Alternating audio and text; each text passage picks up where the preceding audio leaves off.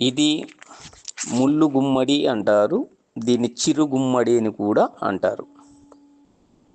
దీని ఆకులు సేకరించుకొని నీడన ఆరబెట్టి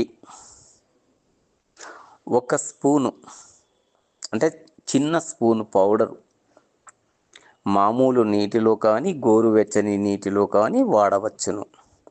అందులో వేసి కొంచెం పటిక బెల్లం వేసుకొని బాగా కలిపి ఉంచితే జిగటలాగా వస్తుంది.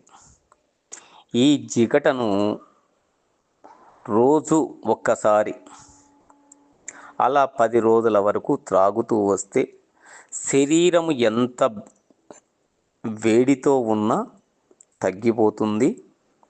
ఈ వేడి వల్ల గర్భము దాల్చని వారికి కూడా గర్భము వచ్చేటట్టుగా ఆ వేడిని తగ్గిస్తుంది. ఇది ఇంతకుముందు కూడా అర్బుద రోగాలకు దీని యొక్క విధి విధానాలు కూడా తెలియజేయడం జరిగింది. ఇది చాలా ఉపయోగకరమైన మూలిక.